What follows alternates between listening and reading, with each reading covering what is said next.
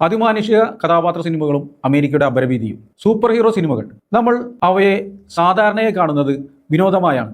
വലിയ ശക്തികൾ, അതിശയകരമായ പോരാട്ടങ്ങൾ, നഗരങ്ങളെ രക്ഷിക്കുന്ന നായകന്മാർ. പക്ഷേ അതിനപ്പുറം മറ്റൊന്നുണ്ട്. ഒരു സമൂഹം എന്തിനെ ഭയപ്പെടുന്നു, ആരെയാണ് അപരൻ എന്ന് കാണുന്നത്, എന്താണ് അതിൻ്റെ പ്രതീക്ഷ? ഈ ചോദ്യങ്ങൾക്ക് ഉത്തരം കണ്ടെത്താൻ അമേരിക്കൻ സൂപ്പർ ഹീറോ സിനിമകളിലേക്ക് നോക്കിയാൽ മതി. സൂപ്പർമാൻ മുതൽ സ്പൈഡർമാൻ വരെ ഈ കഥാപാത്രങ്ങൾ വെറും സാങ്കല്പിക നായകന്മാരല്ല. അവ അമേരിക്കൻ സമൂഹത്തിൻ്റെ മാറിക്കൊണ്ടിരിക്കുന്ന മനസ്സിൻ്റെ സാംസ്കാരിക സാക്ഷികളാണ്. അപരൻ ആരാണ്? അമേരിക്കൻ ചരിത്രത്തിൽ അപരൻ എന്ന ആശയം സ്ഥിരമായിരുന്നില്ല.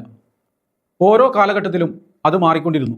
ശീതയുദ്ധകാലത്ത്, അതായത് കോൾഡ് വാർ സമയത്ത്, അമേരിക്കയുടെ പ്രധാന ഭയം കമ്മ്യൂണിസമായിരുന്നു.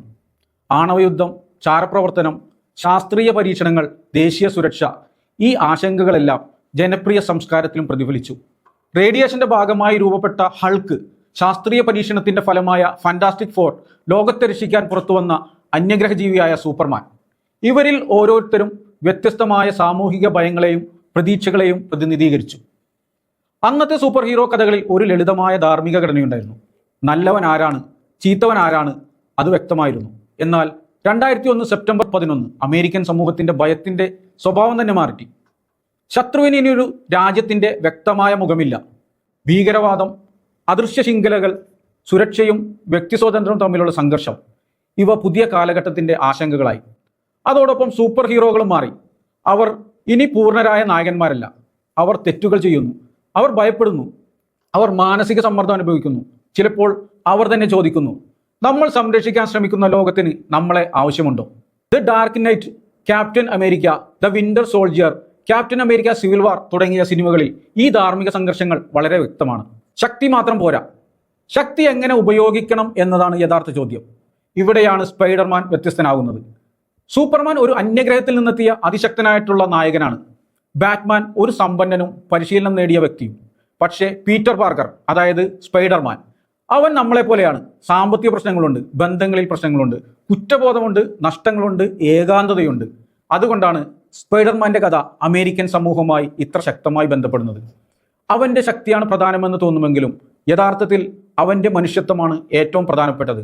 അതിനാലാണ് സ്പൈഡർമാന്റെ അടിസ്ഥാന ആശയം ഇന്നും പ്രസക്തമായിരിക്കുന്നത്.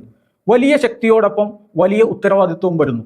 2002 പുറത്തിറങ്ങിയ സാം റൈമിനിയുടെ സ്പൈഡർമാൻ സിനിമ 9/11 സമയത്ത് പിന്നാലെയുള്ള അമേരിക്കൻ അന്തരീക്ഷത്തിലാണ് പ്രേക്ഷകരിലെത്തിയത്.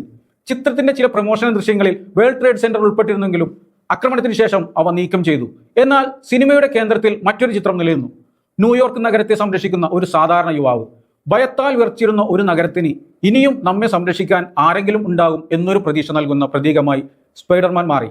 ഇവിടെ നായകൻ ഒരു സർക്കാർ സംവിധാനമല്ല, ഒരു സൈനിക ശക്തിയുമല്ല, ഒരു സാധാരണ മനുഷ്യനാണ്.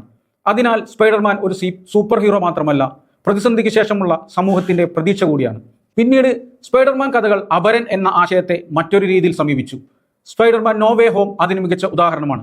വ്യത്യസ്ത ലോകങ്ങളിൽ നിന്നുള്ള സ്പൈഡർമാൻമാർ ഒരുമിച്ച് എത്തുന്നു. ആദ്യ കാഴ്ചയിൽ അവർ മറ്റുള്ളവരാണ്. വ്യത്യസ്ത ലോകങ്ങൾ, വ്യത്യസ്ത അനുഭവങ്ങൾ, വ്യത്യസ്ത ജീവിതങ്ങൾ. പക്ഷേ കഥ മുന്നോട്ട് പോകുമ്പോൾ നമ്മൾ തിരിച്ചറിയുന്നു, അവർ തമ്മിൽ വ്യത്യാസങ്ങളുണ്ടെങ്കിലും അവരുടെ വേദനകൾ ഒരുപോലെയാണ്. നഷ്ടം, കുറ്റബോധം, ഉത്തരവാദിത്വം, സ്നേഹം. ഈ സിനിമയുടെ ശക്തമായ ആശയം ഇതാണ്. വ്യത്യസ്തനായ ഒരാൾ എന്നതുകൊണ്ട് അയാൾ ശത്രുവാകണമെന്നില്ല. ഇപ്പോൾ 2026 അടുത്തിടെ പുറത്തിറങ്ങിയ സ്പൈഡർമാൻ ബ്രാൻഡ് ന്യൂ ഡേ എന്ന പുതിയ അധ്യായത്തിലേക്ക് വരാം. പീറ്റർ പാർക്കറിന്റെ ജീവിതത്തിൽ വ്യക്തിപരമായ നഷ്ടങ്ങളും ഏകാന്തതയും ഇപ്പോഴും തുടരുന്നു. അവനെ ചുറ്റിപ്പറ്റിയിരുന്ന ആളുകളിൽ നിന്ന് അകന്നുപോയിട്ടും നഗരത്തെ സംരക്ഷിക്കാനുള്ള ഉത്തരവാദിത്വം അവൻ ഉപേക്ഷിക്കുന്നില്ല. ഇവിടെ നിന്നും ഉയർന്ന ചോദ്യം, ഒരു മനുഷ്യന് സ്വന്തം ജീവിതത്തിൽ എല്ലാം നഷ്ടപ്പെട്ടാലും മറ്റുള്ളവർക്ക് വേണ്ടി ഉത്തരവാദിത്വം ഏറ്റെടുക്കാൻ കഴിയുമോ? സ്പൈഡർമാന്റെ മറുപടി ഇതാണ്, കഴിയണം എന്നാണ്. അതാണ് ഈ കഥാപാത്രത്തെ കാലങ്ങളോളം പ്രസക്തമാക്കുന്നത്. അവൻ ലോകത്തെ രക്ഷിക്കുന്നത് താൻ പൂർണ്ണനായതുകൊണ്ടല്ല, താൻ അപൂർണനായിരിക്കുമ്പോഴും ഉത്തരവാദിത്വം ഏറ്റെടുക്കുന്നത് കൊണ്ടാണ്. പക്ഷേ ഇവിടെ ഒരു പ്രധാന ചോദ്യമുണ്ട്. സൂപ്പർ ഹീറോ സിനിമകൾക്ക് അമേരിക്കൻ സമൂഹത്തിലെ അപരഭീതി ഇല്ലാതാക്കാൻ കഴിയുമോ? പൂർണ്ണമായി കഴിയില്ല. കാരണം സിനിമകൾ യഥാർത്ഥത്തിലെ രാഷ്ട്രീയ പ്രശ്നങ്ങൾ പരിഹരിക്കുന്നില്ല. കുടിയേറ്റം, വംശീയ സംഘർഷങ്ങൾ, സാമ്പത്തിക അസമത്വം, രാഷ്ട്രീയ ധ്രുവീകരണം, ദേശീയ സുരക്ഷയെക്കുറിച്ചുള്ള ഭയം, ഇവയെല്ലാം സിനിമയ്ക്ക് പുറത്തുള്ള യഥാർത്ഥ പ്രശ്നങ്ങളാണ്. എന്നാൽ സിനിമയ്ക്ക് മറ്റൊന്ന് ചെയ്യാൻ കഴിയും. ഭയത്തെ നമുക്ക് കാണിച്ചു തരാൻ കഴിയും. അതിനെക്കുറിച്ച് ചിന്തിക്കാൻ പ്രേരിപ്പിക്കാം. അപരനെ മനുഷ്യനായി കാണാൻ പഠിപ്പിക്കാം. ഈ അർത്ഥത്തിൽ സൂപ്പർ ഹീറോ സിനിമകൾ ഒരു തരത്തിലുള്ള കൂട്ടായ സാംസ്കാരിക തെറാപ്പിയായി പ്രവർത്തിക്കുന്നു. അതുകൊണ്ട് സൂപ്പർ ഹീറോ സിനിമകൾ അമേരിക്കൻ അപരഭീതിയുടെ കാരണമാണോ? അല്ല, അവ അതിന്റെ കണ്ണാടിയാണ്.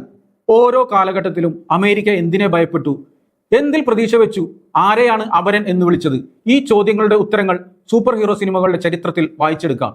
ശീതയുദ്ധത്തിൽ നിന്ന് ഭീകരവാദത്തിലേക്ക്, വ്യക്തിഗത സുരക്ഷയിൽ നിന്ന് സാമൂഹിക വിഭജനത്തിലേക്ക്, അവിടെ നിന്ന് മൾട്ടിവേഴ്സുകളിലേക്കും വ്യത്യസ്ത ലോകങ്ങളിൽ നിന്നുള്ള മനുഷ്യരെ മനസ്സിലാക്കാനുള്ള ശ്രമത്തിലേക്കും സ്പൈഡർമാൻ പോലുള്ള കഥാപാത്രങ്ങൾ നമ്മോട് പറയുന്നത് വളരെ ലളിതമായ ഒരു കാര്യമാണ്. അപരൻ എന്നത് നിർബന്ധമായും ശത്രുവല്ല. അവനും നമ്മളെപ്പോലെ ഭയപ്പെടുന്നു, അവനും നഷ്ടപ്പെടുന്നു, അവനും പ്രതീക്ഷിക്കുന്നുണ്ട്. ഒരുപക്ഷെ യഥാർത്ഥ സൂപ്പർ പവർ അതാണ്, മറ്റൊരാളെ ഭയപ്പെടുന്നതിന് പകരം അവനെ മനസ്സിലാക്കാനുള്ള കഴിവ്.